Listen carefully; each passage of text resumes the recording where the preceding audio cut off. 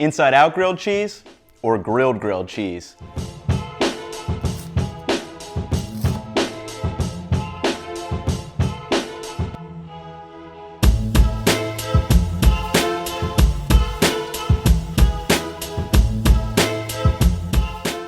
Welcome back to another video, everybody. Today we're exploring cheesy goodness in the form of the all-American classic grilled cheese, but not just any grilled cheese. No, we're exploring two of the coolest riffs on grilled cheese that I've seen. One is Alton Brown's grilled cheese, and two is Chef John from foodwishes.com, his inside out grilled cheese. Basically, I will break down these recipes on three different components. One is gonna be bread, two is gonna be cheese, it's pretty self-explanatory, and three is gonna be the preparation, which is quite unique as far as grilled cheese sandwiches go.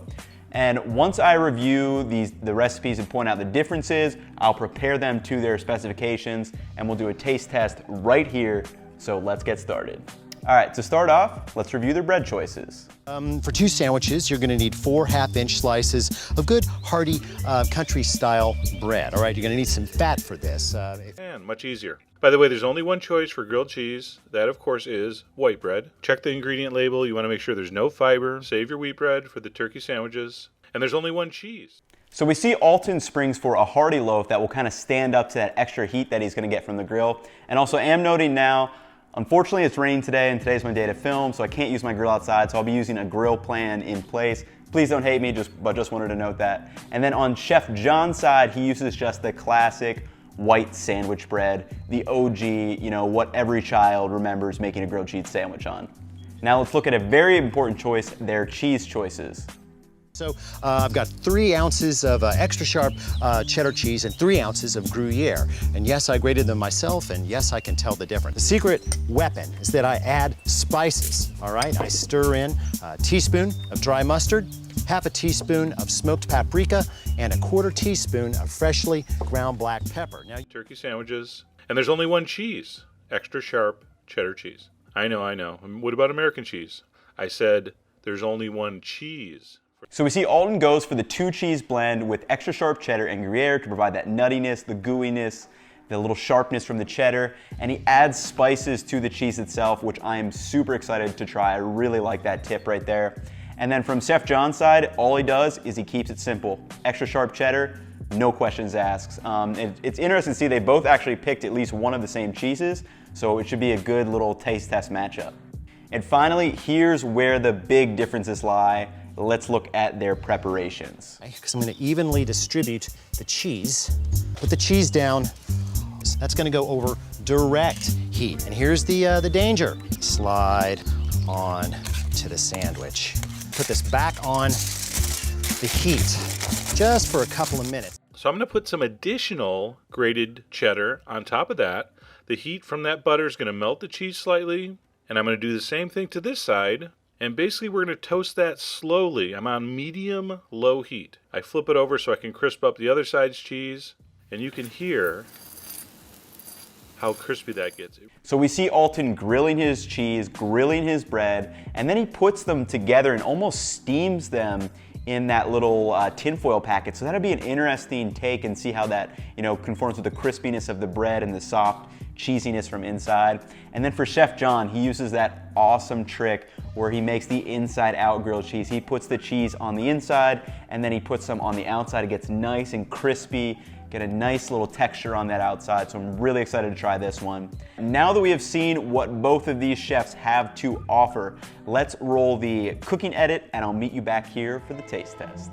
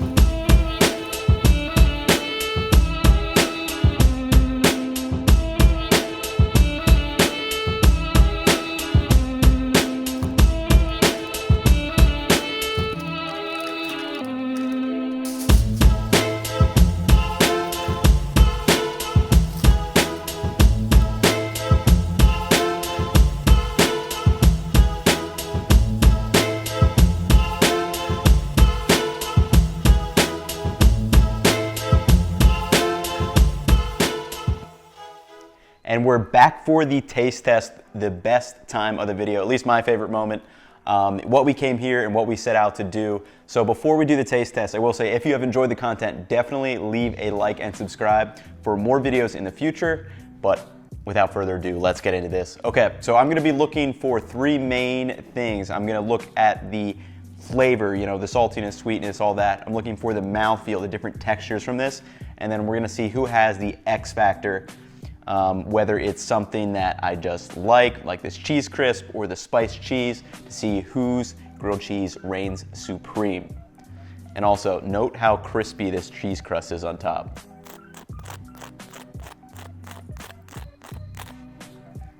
All right, first bite.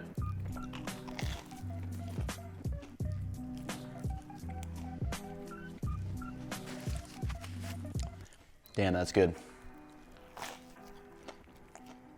Wow, this reminds me of what you grow up with as a grilled cheese, but taken to 10 times above with that crispiness from this cheese. All this crispiness on the outside is literally cheese. That's actually insane. This is so good. I could not imagine dipping this into tomato soup. May have to make some tomato soup tonight and save this other half. But let's give Alton's a try.